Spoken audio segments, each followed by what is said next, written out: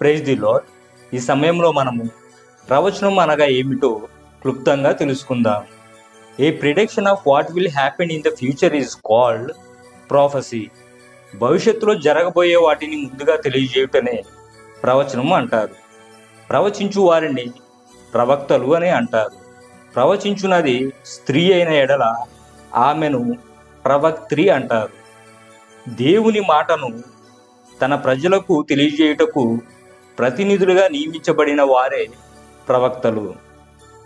భవిష్యత్తు నెరవేర్పు ప్రవచనం, ప్రవచనం నెరవేర్పు చరిత్ర. ప్రవక్తలు భవిష్యత్తులో జరగబోయే వాటిని మాత్రమే చెబుతారు అని చాలామంది అభిప్రాయపడతారు. కానీ భవిష్యత్తులో జరగబోయే మాత్రమే కాదు, కానీ ప్రస్తుతం జరుగుచున్న వాటిని, జరగబోచున్న వాటిని ఆత్మపూర్ణులై ప్రవక్తలు ప్రవచించెదరు. ప్రవచనము మనుషుని ఇచ్ఛను బట్టి కలుగదు, గాని దేవుని ఆత్మ ద్వారా ప్రేరేపించబడిన వారై దేవుని మూలముగా పలుకును అని పేతురు రాసిన 2వ పత్రిక 1వ అధ్యాయము 21వ వచనం తెలియజేస్తున్నది. మనుషులైతే మాట ఇచ్చి మర్చిపోతారు, కానీ దేవుడు ఎంత మాత్రము మర్చిపోవాడు కాదు.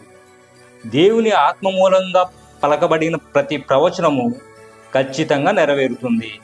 తగిన కాలమందు ఆ ప్రవచనం నెరవేరుతుంది. కాబట్టి ఓర్పు సహనం కలిగి ప్రవచనం నెరవేరునట్లు ప్రార్థించవలసి ఉన్నది. అయితే అబద్ధ ప్రవక్తలు మనలో ఉన్నారు అని వాక్యం సెలవిస్తూ ఉంది. వారి ప్రవచనం నెరవేరలేదు అంటే అది దైవావేశంతో కూడినది కాదు, కానీ వారి యొక్క అహంకారంతో, వారి స్వలాభంతో పలికిన మాటలని మనం గ్రహించుకోవచ్చు. ఈ సమాచారం మీకు ఉపయోగకరంగా ఉంటుందని నేను భావిస్తున్నాను.